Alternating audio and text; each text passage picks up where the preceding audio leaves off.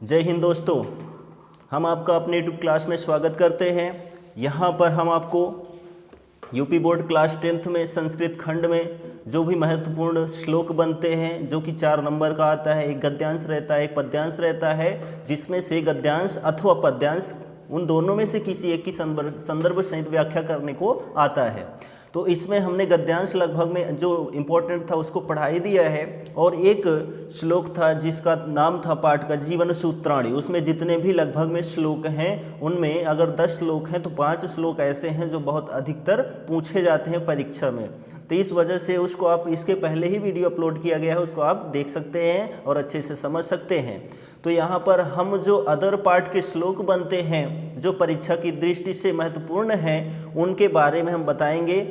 व्याख्या बहुत ही सुंदर व्याख्या में बताएंगे और पाठ का नाम भी बताएंगे। और हमारा कंटेंट जो हम पढ़ाएंगे वो आपको स्क्रीन पर दिखेगा। आप कहीं भी हो आराम से देख पढ़ समझ सकते हैं, कोई दिक्कत नहीं होगी।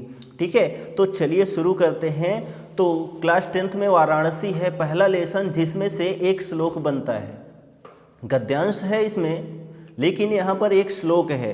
तो वो श्लोक जो है आ सकता है, ये कंफर्म नहीं है लेकिन आ सकता है। तो इस वजह से हम जितने भी महत्वपूर्ण श्लोक हैं गद्यांश में भी या पद्यांश में, हम उनको अटेंड कर रहे हैं इस वीडियो के अंतर्गत। और इसके बाद आपको इसमें समस्या नहीं होगी, 4 नंबर आप आराम से लेकर बैठ जाएंगे, अदर टॉपिक की तैयारी करेंगे आप। तो इसमें पहला श्लोक क्या है, यानी वाराणसी पाठ का है।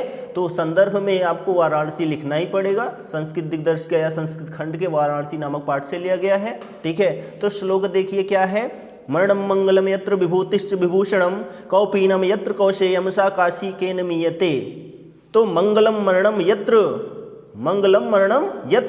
जहाँ पर मरना मंगलकारी हो, कल्याणकारी हो, विभूतिश्च विभूषणम, और जहाँ पर शरीर पर भस्म लगाना ही आभूषण हो, कौपीनम यत्र कौशेयम, कौशेयम यानी रेशमी वस्त्र, कौपीनम यत्र कौशेयम, जहाँ पर लगोट ही रेशमी वस्त्र हो, स काशी केन मीयते, उस काशी को किसके द्वारा मापा जा सकता है। अर्थात काशी अतुलनीय है, जिसकी तुलना किसी से नहीं की जा सकती है। तो एक बार आप फिर से सुन लीजिए। मंगलम मरणम यत्र, जहाँ मरना कल्याणकारी हो, विभूतिश्च विभूषणम, और जहाँ पर शरीर पर भस्म लगाना ही आभूषण हो, कौपीनम यत्र कौशेयम, और जहाँ पर लंगोट ही रेशमी वस्त्र हो, सा काशी केन मीयते, उस काशी को किसके द्वारा मापा जा सकता है। अर्थात काशी अतुलनीय है, जिसकी तुलना किसी से नहीं की जा सकती है। तो ये वाराणसी पाठ से था, एक ही श्लोक था जो कि इंपॉर्टेंट था। ठीक है, उसके बाद हम पढ़ चलते हैं। नेक्स्ट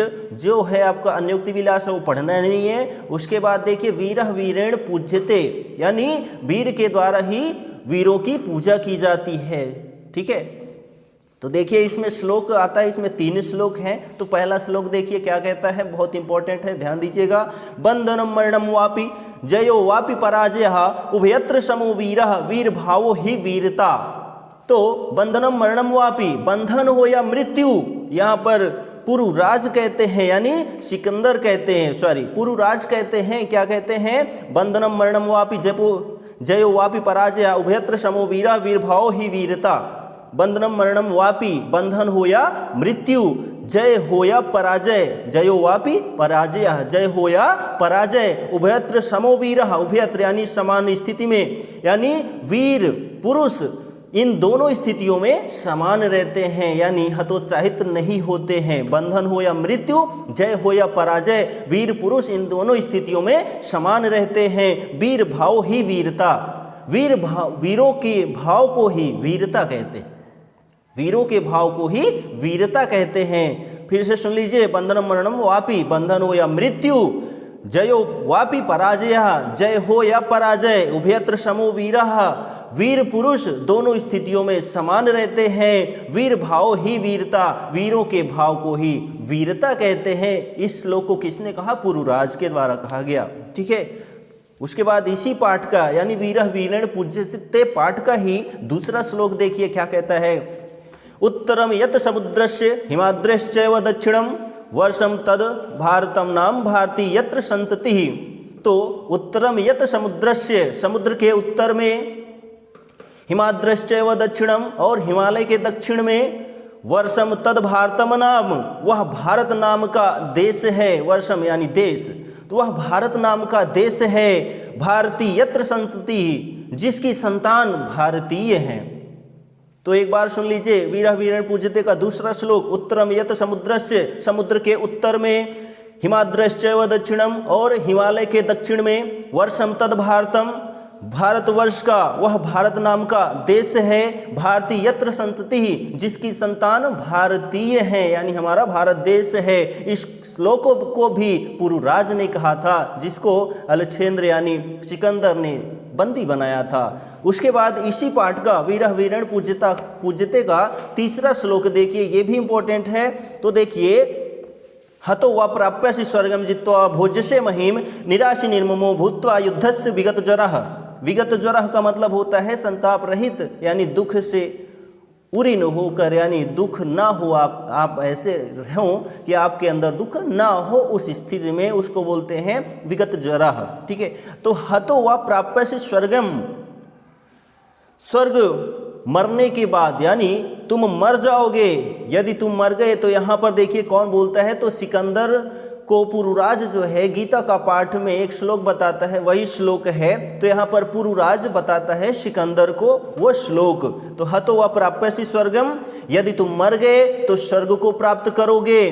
जित्वा वा भोज्यसे महिम, यदि तुम जीत गए तो पृथ्वी का सुख भोगोगे, यानी पृथ्वी के सुख का भोग करोगे। निराशी निर्ममो, इसलिए इच्छा और मोह को, भूत्वा युद्धस्य विगत ज्वरः, और जो है संताप रहित होकर युद्ध करो। तो यहाँ पर श्लोक का अर्थ फिर से एक बार सुन लीजिए।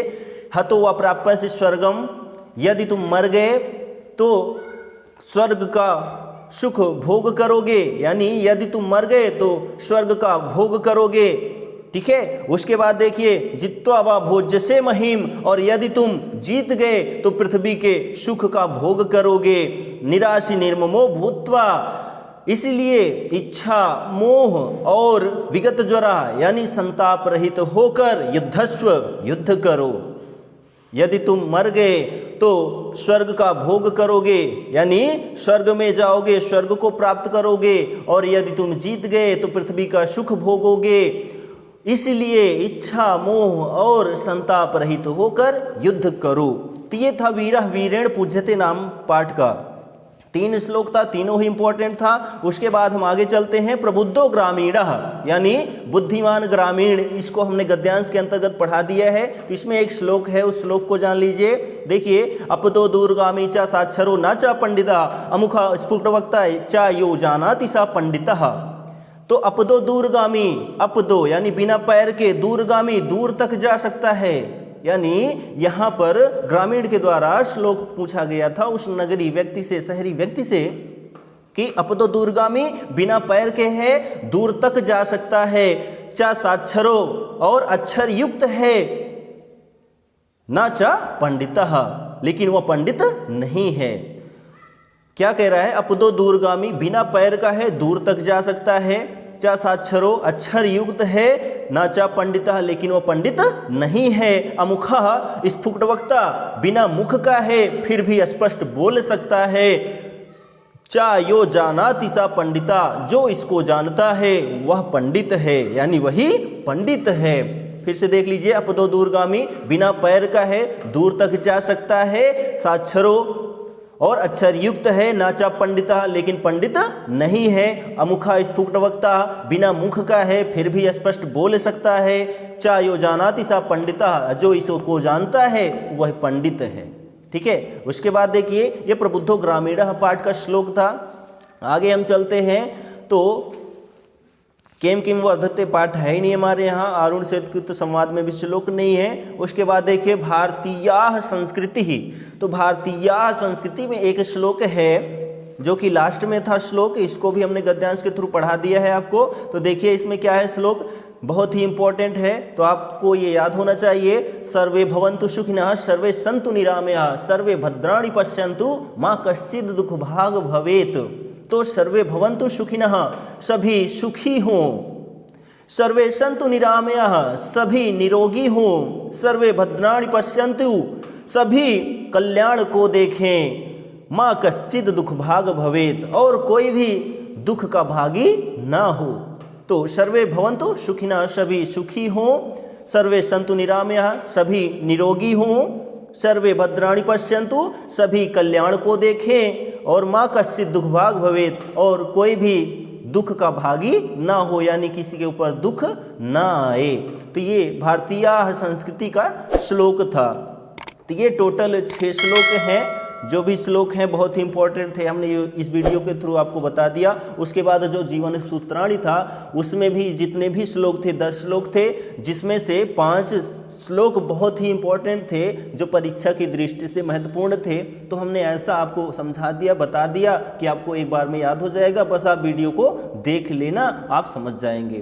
तो यहाँ पर जितने भी श्लोक थे, यानी आप गद्यांश की व्याख्या या उसका संदर्भ नहीं लिखना चाहते हैं तो अथवा करके रहता है श्लोक, तो आप उस श्लोक को 2 लाइन में, यानी आपके पास समय भी कम है तो आप समय को एडजस्ट कर सकते हैं आप श्लोक की व्याख्या करके।